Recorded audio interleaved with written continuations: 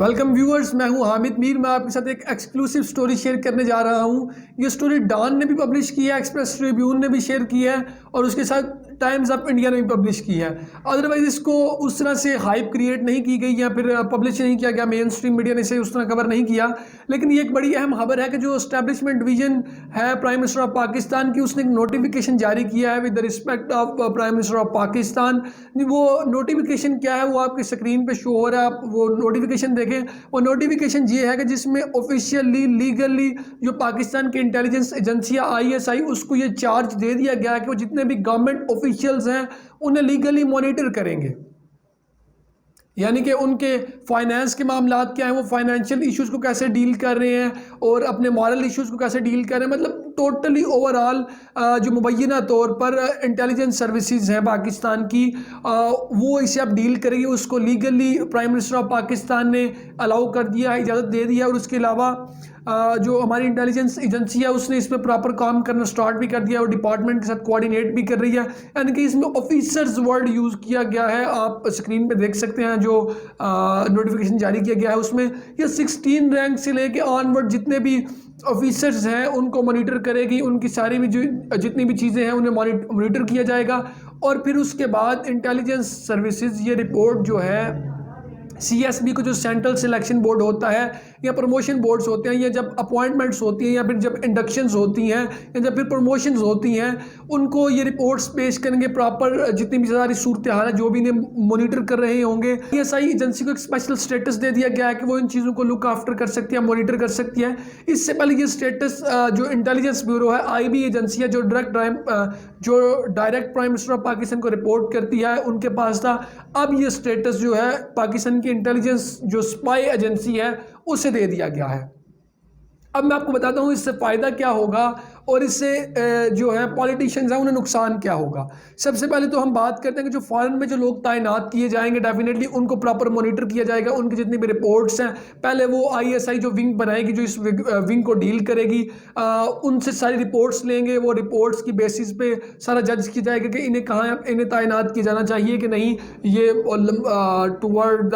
Pakistan loyal ہے کہ نہیں۔ مطلب آپ سمجھ رہے ہیں کچھ چیزیں نہیں کہنے کی بھی ہوتی اور وہ آپ کو سمجھنے کی ضرورت ہے۔ تو جتنے بھی اوورآل جتنے بھی معاملات ہیں آفیشیلی اب ہماری انٹیلیجنس سروسز ڈیل کرے گی۔ اس کے بعد اب جیسے ہی یہ نوٹیفیکیشن جاری ہوا ہے اس کے بعد جو بیوروکریسی ہے، بیوروکریسی پہ انٹیلیجنس سروسز حاوی ہو گئی ہیں، اثر انداز ہو گئی ہیں، چونکہ جب بھی بیوروکریسی کی پروموشن ہونی ہے، تقرری ہونی ہے، تبادلے ہونے ہیں، پروموشن ہونی ہے، وہ ان کے ذریعے ہونی ہے۔ ان کے ذریعے کس لیے ہونی ہے؟ چونکہ رپورٹس انہوں نے دینی ہے، چیزیں کلیئرنس انہوں نے کرنی ہے۔ ڈیفینیٹلی جب تک ایک انٹیلیجنس ایجنسی، اسپائی ایجنسی، ایک اسپیشل ایجنسی ہے جس کی ڈیوٹی لگائی گئی ہے، وہ کلیئر ہی نہیں کرتی جب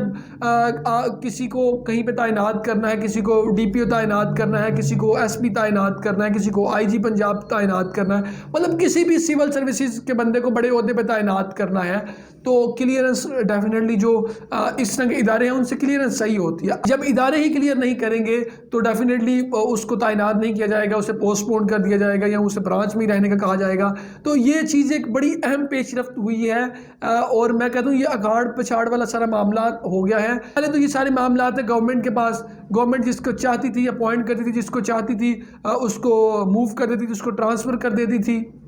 جیسے نون لیگ کی حکومت ایک دم مشہور ہے کہ نون لیگ اپنے مبینہ طور پر بندے لگا لیتے ہیں، PTI کہتے تو PTI مبینہ طور پر اپنے بندے لگا لیتے ہیں۔ جس کی بھی گویا المعتزر حکومت آتی ہے مبینہ طور پر وہ اپنے DPO، DSPs، SPs، IG اور بھی جتنے اوپری لیول کے بندے ہیں، سیکٹری لیول تک کے بندے جو وہ اپنی مرضی سے وہ تعینات کر لیتے ہیں، ٹھیک ہے۔ اب یہ جو اختیار ہے یہ ISI کے پاس آ گیا ہے، جو ان کی اسپیشل مانیٹرنگ ایجنسی کو جو سٹیٹس دیا گیا ہے۔ اب اس سے ہوئے گا کیا کہ جتنے بھی تقرر اور تبادلے ہونے ہوں گے وہ پہلے جو اسٹیبلشمنٹ ڈویژن ہے وہ انہیں لکھے گی کہ اس کو فلاں جگہ پہ ہم تعینات کرنا چاہ رہے ہیں، اس کی کلیئرنس یہ ایجنسی دے گی، اس کے بعد ہی کوئی بھی چیز جو ہے وہ پاسبل ہو سکے گی، وہ ٹرانسفر ہوگا، پروموشن ہوگی، یا مطلب جو بھی سارے معاملات ہوں گے۔ تو یہ ایک بڑی رد و بدل تھی اور یہ سارا کام پرائم منسٹر آف پاکستان کی منظوری کے ساتھ ہوا ہے۔ اب اس سے جو ہے حکومت اس طرح پاور میں نہیں رہتی، حکومت کے پاس اس طرح کا پاور نہیں رہتا جس طرح کا پاور ایجنسی کے پاس آ گئی ہے، پہلی بات۔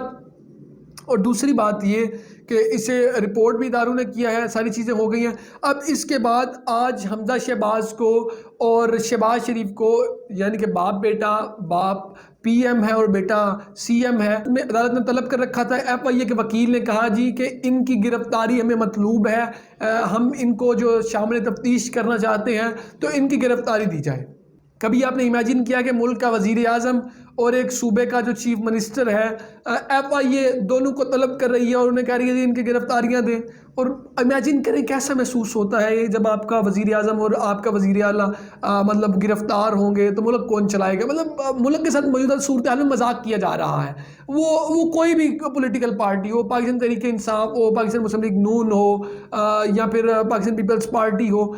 جتنی بھی یہ متحدہ اپوزیشن ہے، یہ پاکستان کے ساتھ مذاق کر رہے ہیں ابھی فی الحال، ٹھیک ہے۔ بہرحال عدالت میں سنوائی ہوئی اور عدالت نے ان کی ضمانت میں توسیع کر دی 11 جون تک۔ اب صورتحال یہ ہے کہ 11 جون تک توسیع مل گئی ہے اور عدالت نے پوچھا تھا کہ کیا ان کے بغیر آپ کا کام نہیں چلتا، اور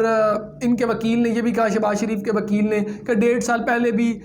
جو ہے ہمیں انہوں نے پکڑ کے رکھا ہے، تفتیش کی ہے، یہ ابھی تک کوئی ٹھوس ثبوت سامنے نہیں لا سکے، یہ صرف ہمیں تنگ کرنے کی کوشش کر رہے ہیں، سیاسی انجینئرنگ کی گئی ہے ہمارے ساتھ، ابھی بھی یہ سیاسی انتقام لینا چاہ رہے ہیں۔ اب جیسے ہی یہ اسٹیبلشمنٹ ڈویژن نے یہ نوٹیفیکیشن جاری کیا پرائم منسٹر کی پرمیشن کے ساتھ، اب کافی ساری چیزیں حکومت کے تسلط سے آزاد ہو گئی ہیں۔ کوئی بھی جو حکومت ہو تو یہ بھی میں سمجھتا ہوں ایک بڑی بات ہوئی ہے، ایک بڑی پیش رفت ہوئی ہے۔ الٹرنیٹیولی گورنمنٹس کو اس کا فائدہ تو بالکل نہیں ہوگا، اور آپ کو پتہ ہے مبینہ طور پر کس کس کو اس کے فائدے ہو سکتے ہیں۔ اور اس کے بعد جو ایک اہم اجلاس بلایا شہباز شریف نے، جو بجلی کی لوڈ شیڈنگ کے حوالے سے ہے، پورے پاکستان میں اس وقت جو بجلی کی لوڈ شیڈنگ ہے وہ عروج پہ ہے، وہ 15 20 گھنٹے بجلی کی لوڈ شیڈنگ ہو رہی ہے، اور جو صورتحال ہے ساری جو خراب صورتحال چل رہی ہے۔ تو جو آفیسرز ہیں انہوں نے شہباز شریف کو، جب شہباز شریف نے بریفنگ مانگی تو انہوں نے کہا جی کہ ہم پورے دن میں 2 گھنٹے جو ہے بجلی بند کر رہے ہیں۔ اس پہ ان کا کہنا تھا کہ جی آپ بکواس کر رہے ہیں، یہ فضول باتیں میرے ساتھ کر رہے ہیں، یہ غلط اور جھوٹ بول رہے ہیں آپ۔ کم از کم پورے پاکستان میں اس وقت 10 سے 12 گھنٹے کا دورانیہ ہے بجلی کی لوڈ شیڈنگ کا، اور مجھے یہ کسی بھی حالت میں قابل قبول نہیں ہے بجلی کو 2 گھنٹے لوڈ شیڈنگ میں ریڈیوس کر 10 گھنٹوں سے 2 گھنٹوں پہ لے کے آئے۔ تو دیکھیں let's see hope for the best, کو ہوتا ہے کیا بجلی کی جو ڈیوریشن اسے بہتر کرتے ہیں کہ نہیں کرتے، کیونکہ جو جس طرح کی گرمی دن بدن بڑھتی جا رہی ہے، چونکہ اس وقت جون سٹارٹ ہو چکا ہے اور یہ پیور گرمی کے جتنے بھی مہینے ہیں جو سارے گرمی کا سیزن ہے، اس میں اگر بجلی بھی نہیں ہوں گی اور پیٹرول کی پرائسز آگے آسمان پہ ہیں، بجلی کی قیمتیں بھی آسمان پہ ہیں، اور آج جو پاکستانی قوم ہے اسے ایک اور تحفہ دیا گیا کہ گیس کی قیمتوں میں 45% کے اضافے کی سمری بھیج دی گئی ہے، جو کہ پاس ہو جائے گی ڈیفینیٹلی۔ آئی ایم ایف کی شرائط ہیں تو انہیں پوری کرنی پڑیں گی۔ تو ویورز یہ ساری صورتحال ہے، یہ بہت بڑی خبر تھی جو میں نے آپ کے ساتھ شیئر کی کہ جو آئی ایس آئی کو لیگل چارج دے دیا گیا ہے، اور اب وہ جتنے بھی ہمارے سول سروسز کے آفیسرز ہیں، بیوروکریسی ہے، اسے مینیج کریں گی، اور یہ ایک طریقے سے ایک اچھی بات ہے۔ میں سمجھتا ہوں کہ جو آپ کی بیوروکریسی ہے اس پہ بھی چیک اینڈ بیلنس ہونا چاہیے، کیونکہ اختیار والے لوگ تو وہ ہیں نہ کہ ہم ہیں۔